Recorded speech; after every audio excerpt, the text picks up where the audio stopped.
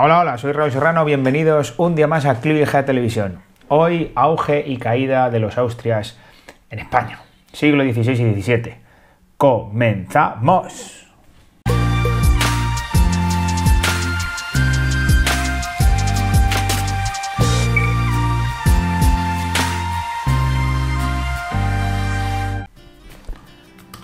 Bueno, vamos a comenzar este tema presentando a los protagonistas. Aquí tenéis a la dinastía de los Austrias, Carlos I, Felipe II. Esto van a ser los Austrias mayores, la época de auge. La época de decadencia y de crisis va a estar dominada por estos tres, que van a ser los Austrias menores, Felipe III, Felipe IV y Carlos II. Vamos a verlos cada uno de ellos. Vamos a empezar evidentemente por Carlos I. Aquí lo primero que os pongo es el árbol genealógico para que veáis de dónde viene, ¿vale? Carlos I era nieto de los reyes católicos, hijo de Juana la Loca y de Felipe el Hermoso por parte de padre. El padre de Felipe el Hermoso era Maximiliano de Habsburgo, que también tenía un montón de territorios en Europa. Esto va a hacer que Carlos I herede muchísimos territorios. Va a ser la persona más poderosa en ese momento de prácticamente de Europa y del mundo, podemos decir, ¿vale? De su padre, como veis aquí, va a heredar esta zona del centro de Europa, Países Bajos, Luxemburgo y Franco Condado. De su madre va a heredar Castilla-Navarra y América, ¿vale? De su abuelo Fernando de Aragón, pues va a heredar la corona de Aragón, ¿vale? Toda la zona que tenéis en verde.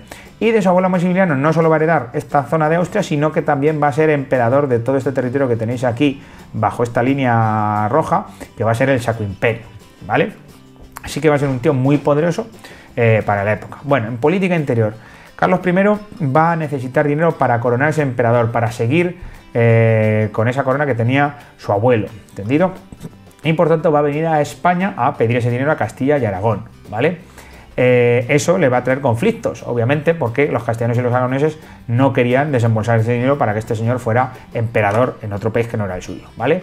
Así que en Castilla va a haber una revuelta, que va a ser la revuelta de las comunidades, dirigida por Padilla Bravo y Abandonado, que va a ser derrotada en Villalar, ¿vale? Carlos I al final va a sofocar esta revuelta. En Aragón va a haber una revuelta más o menos similar, que va a ser la revuelta de las Germanías, que también va a ser sofocada por Carlos I, ¿vale? Así que problemas internos importantes en el gobierno de Carlos I. En política exterior, volvemos al mapa para ver sus principales enemigos. Quizá el principal sea Francia, ¿vale? Aunque va a ser derrotado los franceses en la batalla de Pavía, donde Carlos I se va a hacer con la victoria. El Imperio Turco va a ser otro de los grandes enemigos de Carlos I, ¿vale? De ahí que, para evitar su expansión, consiga la plaza de Túnez, ¿entendido? Pero quizá el conflicto más importante lo va a tener el Imperio Alemán, un conflicto religioso entre el protestantismo que empezaba en Alemania a crecer, los príncipes protestantes, y Carlos I, que era el firme defensor del catolicismo, ¿vale? Carlos I va a derrotar a los protestantes en Mühlberg, pero al final los va a tener que aceptar en la paz de Augsburgo, ¿vale? Donde el protestantismo y el catolicismo se sitúan al mismo nivel en Alemania tras esa paz, así que supone evidentemente una derrota para Carlos I. Bueno, su hijo será Felipe II. Felipe II ya no va a heredar el imperio, ya que lo va a heredar su tío Fernando, y por lo tanto se va a ocupar más de los asuntos hispánicos, ¿entendido? Dos ejes principales en su reinado. Primero, una centralización del gobierno, ¿vale? Donde Madrid se va a convertir en la capital del imperio y se va a llevar a cabo una burocratización, que no me salía la palabra. Eso va a suponer que se van a crear los primeros consejos para asesorar al rey, lo que luego serán los ministerios, y se va a fomentar la figura del corregidor en los ayuntamientos. En cuanto a la defensa del catolicismo, pues evidentemente va a haber una persecución en toda regla del protestantismo, ¿vale? Va a ser también el firme defensor del catolicismo en Europa Felipe II.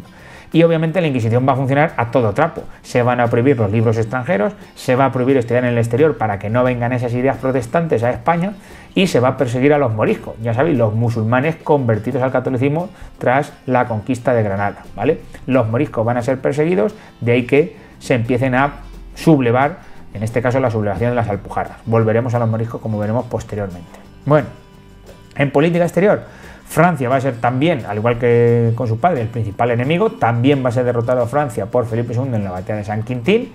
El Imperio Turco también va a ser otro de los grandes enemigos de Felipe II. Aquí va a ser derrotado el Imperio Turco en Lepanto, ¿vale? Felipe II, junto a una coalición de estados europeos, va a conseguir la victoria en Lepanto.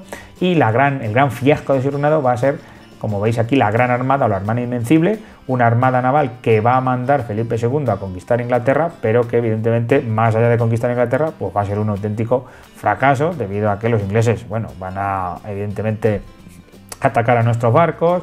Además, los barcos evidentemente van a salir, pues las condiciones meteorológicas van a ser lamentables. Vamos, un auténtico desastre, ¿vale?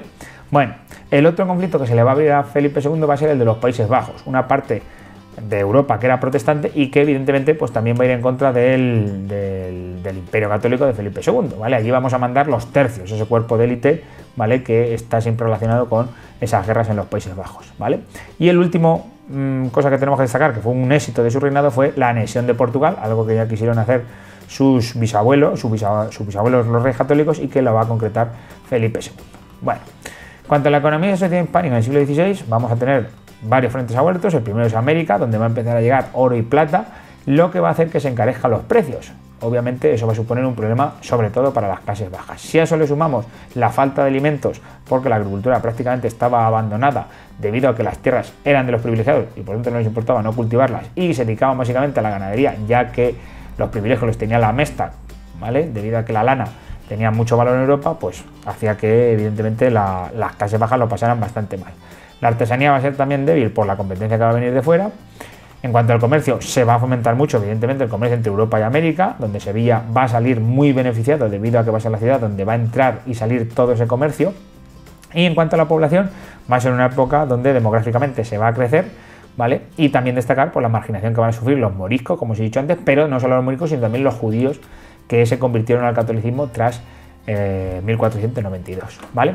Bueno, el siglo XVII va a suponer el declive de los Austrias, debido sobre todo a que el gobierno se va a dejar en manos de unos personajes que van a ser los validos. Los reyes ya no van a gobernar directamente, sino que van a ceder ese gobierno a unos especie de super primer ministro que va a gobernar normalmente de forma corrupta y personalista, con lo cual va a perjudicar los intereses del país, ¿vale? Esta época va a suponer evidentemente la pérdida de la hegemonía en Europa de los Austrias, ¿vale?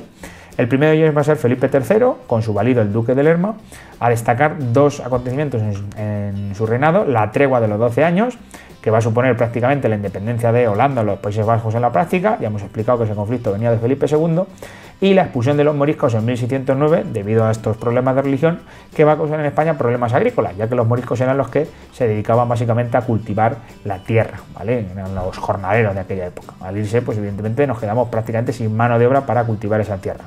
Problemas agrícolas evidentemente claros.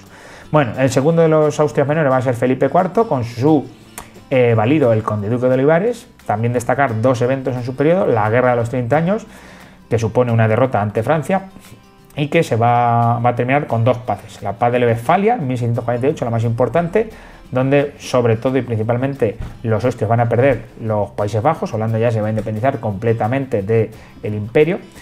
La guerra va a seguir con Francia y se va a firmar la paz de los Pirineos en 1659, donde los austrias van a perder el Rosellón, la parte norte de Aragón, pegando con Francia, ¿vale? La guerra de los 30 años además va a suponer problemas internos en España. Los impuestos van a subir mucho por los gastos de guerra. También los reclutamientos van a provocar malestar en la población. Eso va a suponer un levantamiento en 1640, sobre todo en tres lugares: Andalucía, Cataluña y Portugal. Destacamos aquí Portugal en mayúscula porque Portugal va a conseguir su independencia de la corona, ¿vale? Algo que había conseguido Felipe II y que con Felipe IV van a volver a ser independientes. El último de los Austrias menores va a ser Carlos II, va a ser el momento más crítico del gobierno de los Austrias menores, sobre todo por esto primero que os pongo aquí, por la incapacidad del rey. El rey era deficiente psíquico debido a la consanguinidad de sus antepasados, de que se llamara el hechizado. Decían que estaba hechizado y bueno, ahí al pobrecito le hicieron allí exorcismo de todo tipo. Eso va a provocar evidentemente que los validos que va a tener Carlos II van a ser corruptos y que van a mirar solo por el interés personal, lo que va a agudizar la crisis económica, ¿vale?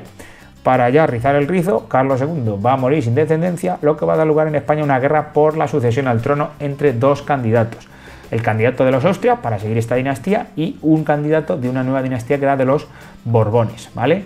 El candidato austriaco, Carlos de Austria, va a salir derrotado. Felipe de Borbón, ¿vale?, ganará la guerra y reinará, será el nuevo rey de España con el nombre de Felipe V de Borbón. Va a ser el primero de los Borbones, una dinastía que continúa, como ya sabéis, hasta hoy en día.